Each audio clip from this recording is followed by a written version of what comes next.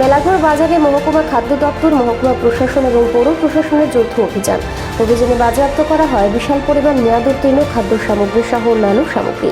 গ্রাহকরা যেন মহকুমার প্রতিটি বাজার থেকে সঠিক সামগ্রী সংগ্রহ করতে পারেন এবং সেগুলো যাতে ভেজাল মুক্ত থাকে সেদিকে লক্ষ্য রেখে মহকুমার বিভিন্ন বাজারগুলিতে ক্রমাগত অভিযান চালাচ্ছে সোনামুড়া মহকুমা প্রশাসনের নেতৃত্বে সংশ্লিষ্ট দপ্তরের কর্মকর্তারা। সোমবার মেলাঘর বাজারে চলে প্রশাসনের নজরদারি, যার নেতৃত্বে ছিলেন অতিরিক্ত মহকুমা শাসক এম.কে. চকমা, মহকুমা খাদ্য দপ্তরের আধিকারিক এবং মেলাঘর পৌর পরিষদের কার্যনির্বাহী আধিকারিক সহ অন্যান্যরা।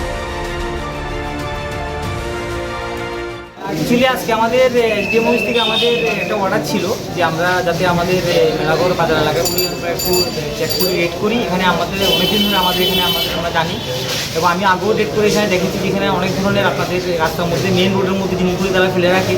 মেন রোড থেকে যে পথচারীরা যাওয়া করে সেটা তারা যেতে পারছে না, মানুষ উদ্দহল করে বসে আছে।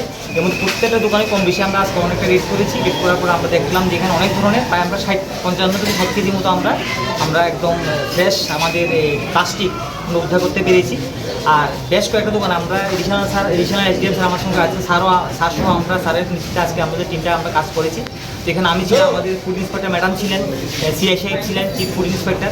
তো সবাই মিলে আমরা খুব সাকসেসফুলি, পুলিশ প্রশাসন ছিলেন আমাদের সঙ্গে, আমাদের অফিসের স্টাফ ছিলেন, আমরা নগর পঞ্চায়েতে আমাদের পৌর পরিষদে। তো সবাই মিলে আমরা যত উদ্যোগ আমরা একটা সকাল থেকে রেড কাজ করছি, এখনও চলছে।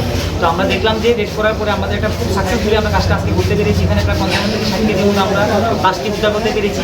এছাড়া বেশ 8-9টা দোকান থেকে আমাদের প্রায় অনেকগুলি জিনিস আমরা সেখানে এক্সপায়ারি ডেট মানে মাল এক্সপায়ারি হয়ে গেছে সেগুলো আমরা চেঞ্জ করেছি এবং আমরা প্রায় আজকে 25-30 হাজার টাকার মতো আমরা একটা ফাইন আমরা সেখানে পেয়েছি।